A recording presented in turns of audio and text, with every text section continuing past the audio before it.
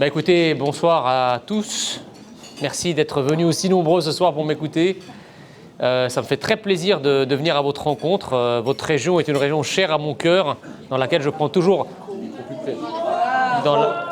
Votre région est une région très chère à mon cœur, dans laquelle je prends toujours beaucoup de plaisir à venir. Elle est chère à mon cœur parce que tout simplement, elle est peuplée de gens merveilleux et nous avons ici un échantillon ce soir très beau, magnifique.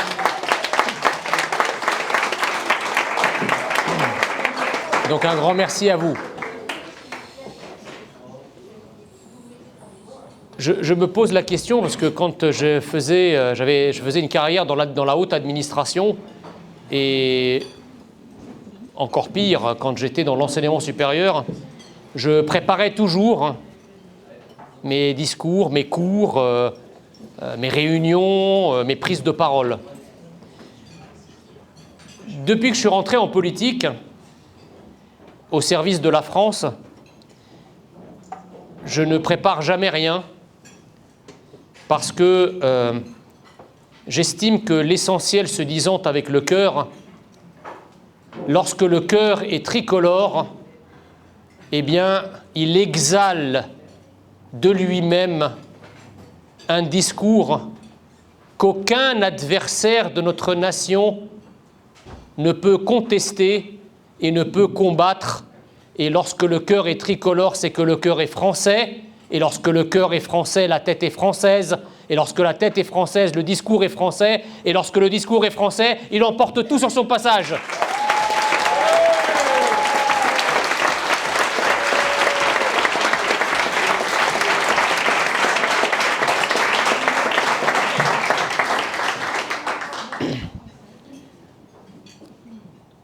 Parce que notre discours, avant tout, n'est pas seulement un discours de raison. C'est un discours de foi. Si vous buvez, évitez la crise. De foi.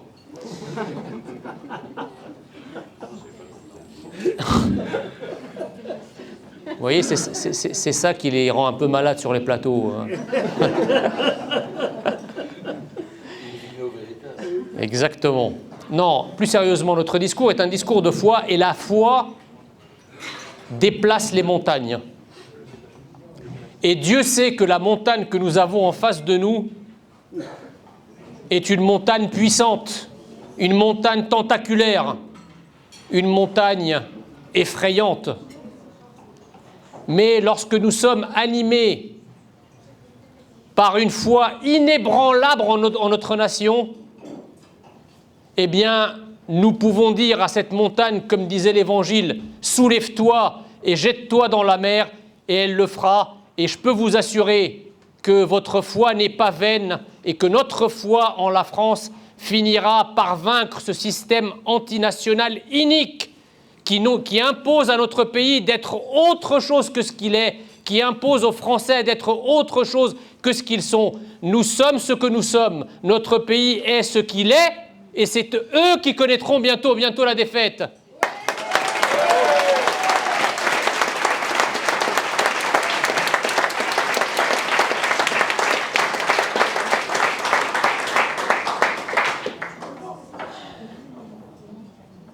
Le seul cri qui peut être entendu, c'est le cri du cœur.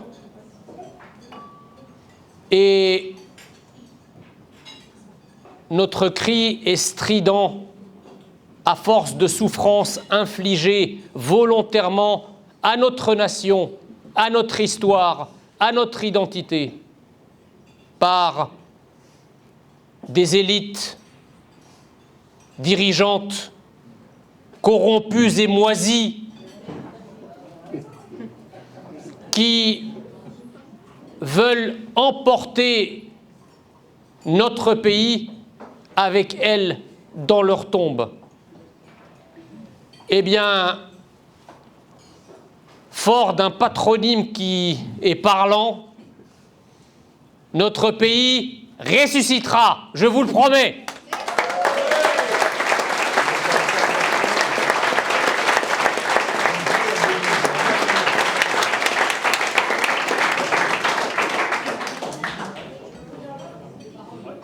Notre discours n'est pas qu'un discours politique. Notre discours est un discours de vérité, un discours de bon sens. Un discours de bon sens parce que nous sommes à une époque où affirmer qu'une femme est une femme et un homme est un homme devient criminel.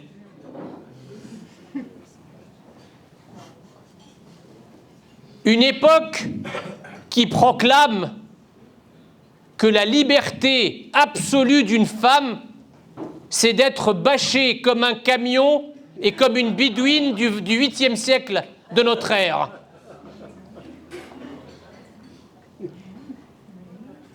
Une époque qui proclame que notre police tue et qu'il faut qu'elle soit désarmée.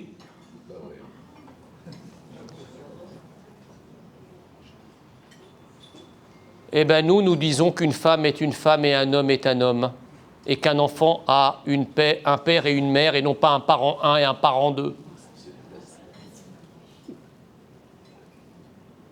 Parce que je ne comprends pas comment, en même temps, ils peuvent nous parler de parité.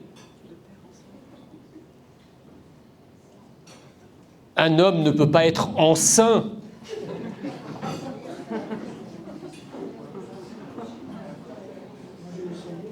Et en plus, ce qui est rigolo, c'est que ces délires se percutent. C'est-à-dire que si nous nommons demain un gouvernement fait entièrement d'hommes et qu'on nous reproche l'absence de parité, il suffira que la moitié se prétende femme pour que la parité soit respectée.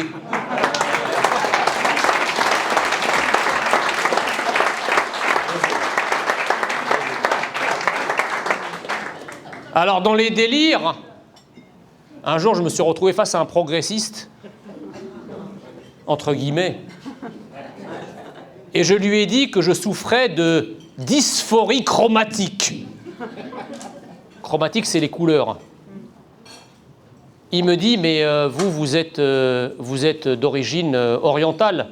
Je lui dis, non, moi je suis noir. Il me dit, comment ça? Je lui dis, c'est vrai que je suis d'origine orientale, mais aujourd'hui je me sens noir. Donc qui vous dit que je suis oriental? Donc en fait, si on peut choisir son sexe, on peut aussi choisir sa couleur de peau. Donc si vous voulez un jour vous sentir jaune, bah vous êtes jaune. Si vous voulez vous sentir noir, vous êtes noir. Si un jour vous voulez vous sentir arabe, vous sentez arabe. Et si un jour je veux me sentir scandinave, blond aux yeux bleus, bah je serai blond aux yeux bleus. Peu importe ce que vous voyez, en fait, l'essentiel c'est ce que vous dites. Voilà le délire auquel on arrive. Mais, si vous dites « je me sens français et je suis en France », vous êtes fou. On est chez les zinzins. Ça mérite un sketch, en fait. Donc, en fait, pourquoi notre combat est noble? Parce que nous voulons simplement remettre les choses à l'endroit. Nous voulons faire en sorte que la folie ne devienne pas sagesse. Et nous ne voulons pas, en tout cas nous combattons, ceux qui veulent en finir avec non seulement les murs porteurs de la France, mais avec les murs porteurs de notre civilisation, et plus encore avec les murs porteurs de l'humanité.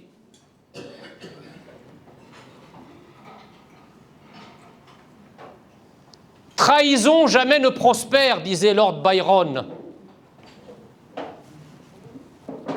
Un de ses contempteurs lui répondait « Mais pourquoi, mon cher Lord ?» Il lui disait « Mais parce que si elle prospérait, on ne l'appellerait pas trahison. » Nous sommes exactement dans ce cas de figure. Le mensonge actuel ne pourra pas prospérer, parce que s'il prospère, on l'appellerait vérité. Mais la vérité, ce n'est pas le mensonge, et la vérité est de notre côté. Quel plus noble combat que de se battre pour la vérité et pour la liberté.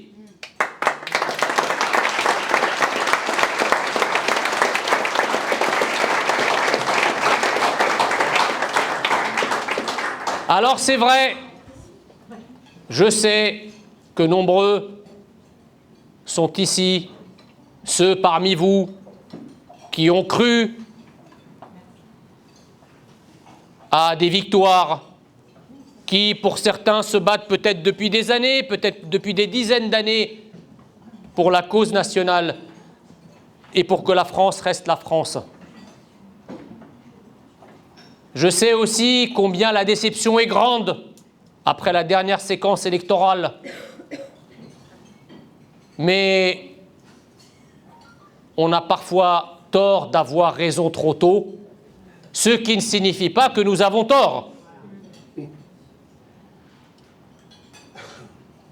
Un jour prochain viendra où le peuple français prendra conscience du danger existentiel qui le guette. On ne comprend pas comment un peuple peut se mobiliser dans la rue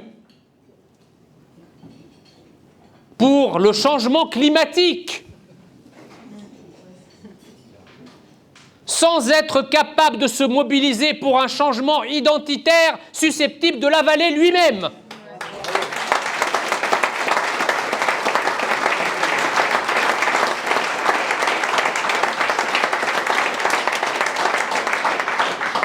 Nos élites dirigeantes connaissent la véracité de notre combat et elles font tout d'ailleurs pour l'écraser. Elles ont voulu l'écraser avec le Covid. Pendant 2 ans, on n'a parlé que de ça. Et puis, du jour au lendemain, le Covid s'est doté de chenilles russes. Ça a été la guerre d'Ukraine. Guerre d'Ukraine qui a totalement écrasé la campagne présidentielle. On ne parlait de ça que de jour et de nuit, le matin, le soir, au déjeuner et au dîner. Tout pour qu'on ne parle pas du danger existentiel qui guette les Français. Tout pour qu'on regarde ailleurs pendant qu'on nous euthanasie. Eh bien, nous ne regarderons pas ailleurs.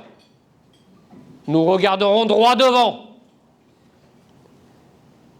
Je ne veux pas entendre dire que nous cédons un pouce de terrain à qui que ce soit.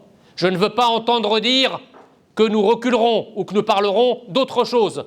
Nous ne ferons que parler de la France à la France jusqu'à qu'elle devienne ce qu'elle est, c'est-à-dire la France. Bravo.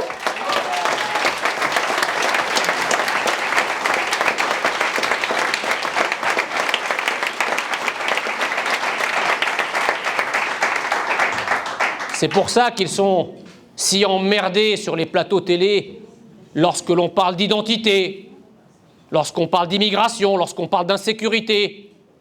Ils ne veulent pas en parler, parce qu'ils savent très bien que nous avons raison. Ils connaissent le funeste dessein dans lequel ils nous mettent et qu'ils ont préparé pour les Français. Ils le savent. Ils ne veulent pas qu'on évente ce funeste dessein. Mais en bon fouteur de merde, moi j'en parle. Et vous savez pourquoi? Parce que français je suis devenu, français je resterai.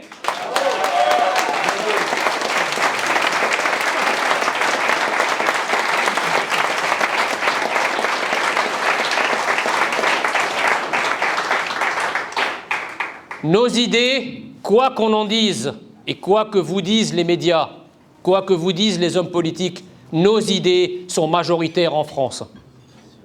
Elles sont majoritaires.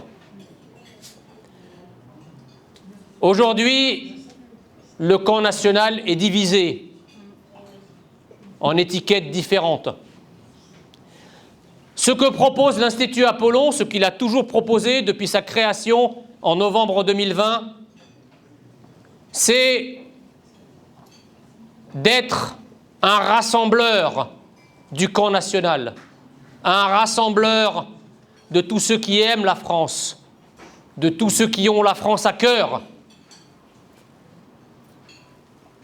indépendant de toute étiquette partisane, mais résolument français. L'Institut Apollon a un credo très simple. Rien ne pourra se faire sans le socle populaire du Rassemblement national. Rien non plus ne pourra se faire sans l'expertise des républicains identitaires et patriotes qui tiennent, ils sont aujourd'hui minoritaires, mais ils existent, qui tiennent le flambeau de la résistance gaullienne debout dans leur mouvement. Et rien ne pourra se faire sans la colonne vertébrale idéologique, dogmatique, de pensée d'Éric Zemmour, qui a le mieux conceptualisé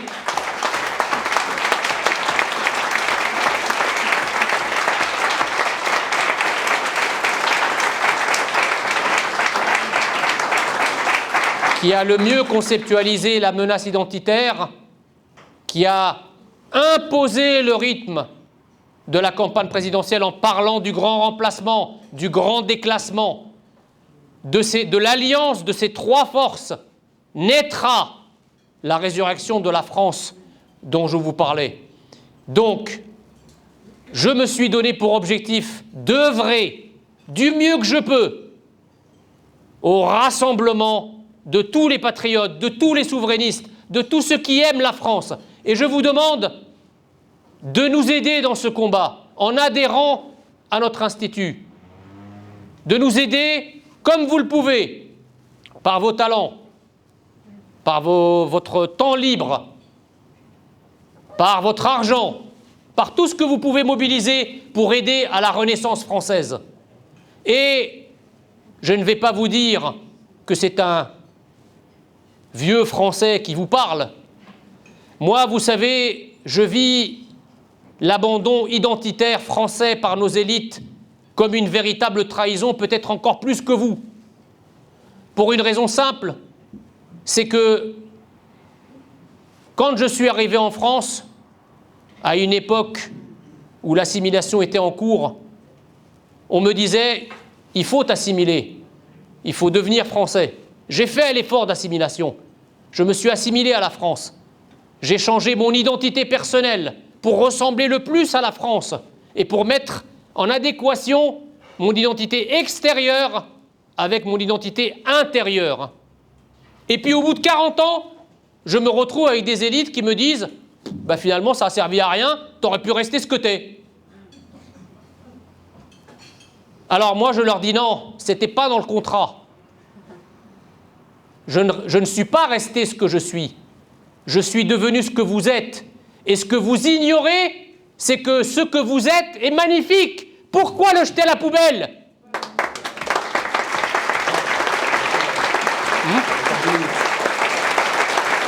10 minutes.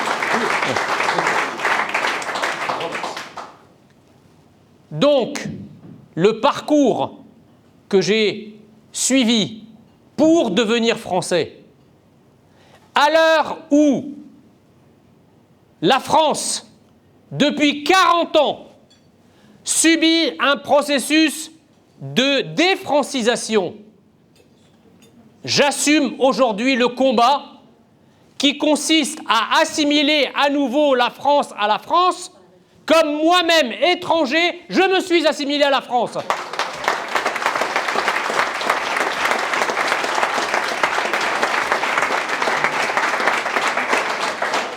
Mettre en adéquation la France avec elle-même, mettre les Français en adéquation avec leur identité, faire en sorte qu'être Français ne soit plus une insulte, faire en sorte qu'être Français, c'est être fier de son pays, de son identité. Il n'y a pas de raison qu'un Français dans son propre pays doive longer les murs par honte de ce qu'il est. Un Français chez lui est propriétaire de sa terre, il est propriétaire de son identité.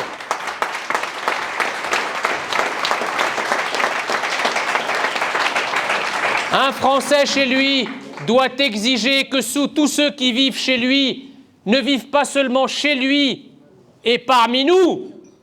Un Français est en droit d'exiger que ceux qui vivent parmi nous vivent comme nous.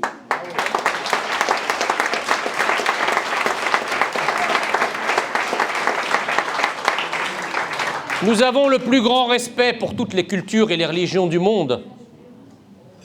Nous avons un grand respect pour la culture arabo-musulmane. Mais nous avons un respect pour la culture arabo-musulmane chez elle, pas chez nous.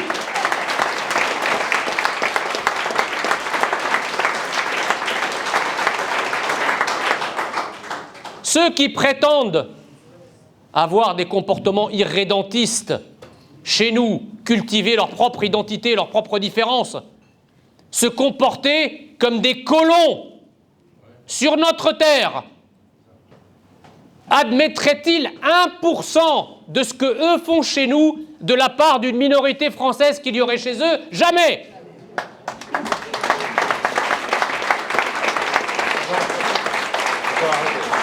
Alors pourquoi ce qui est régulièrement et normalement refusé ailleurs,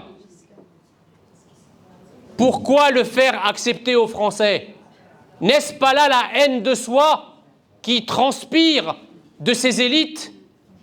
Nous prétendons que l'amour des autres ne peut pas commencer par la haine de soi. Si on veut aimer l'autre vraiment, il faut d'abord s'aimer soi-même.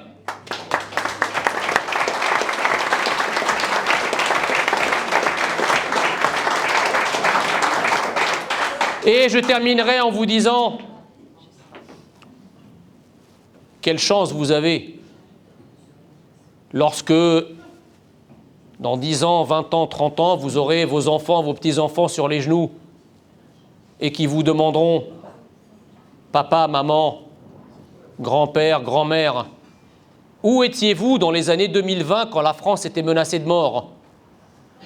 Eh bien, vous n'aurez pas à leur répondre, moi, je charriais des chiffres sur des tableurs Excel dans un bureau poussiéreux et je m'aplatissais au diktat d'une idéologie rance. Vous êtes en train de faire en sorte que vos enfants et vos petits-enfants disent de vous « Ah, les braves !» et non pas « Ah, les lâches !»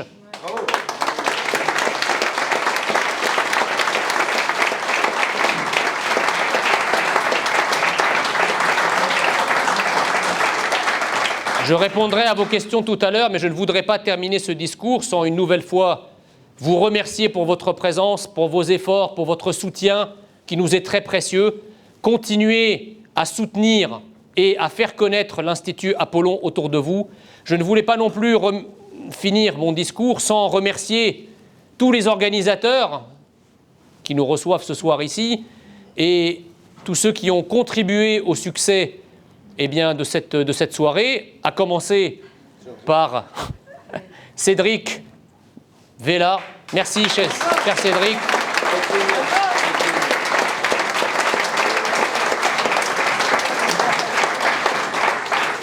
Cédric est un jeune comme on les aime, un jeune qui est sérieux, qui est engagé, un jeune patriote. Et Cédric est mon chef de cabinet à l'Institut Apollon. Il a là-bas un travail considérable. Je vous demande de l'applaudir très fort.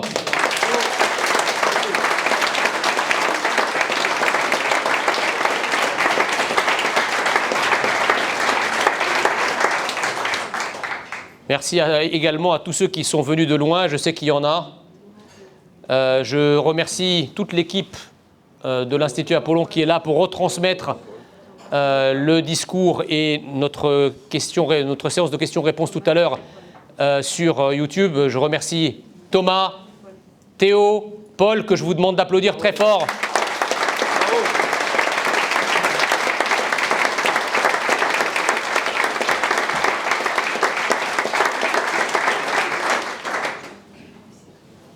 Voilà, donc je n'ai plus qu'à vous souhaiter un bon appétit parce que bon, je comprends que regarder les plats sans pouvoir les manger, c'est un peu frustrant. En tout cas, bon appétit. Encore merci infiniment pour votre accueil et je répondrai avec grand plaisir à vos questions tout à l'heure. Merci.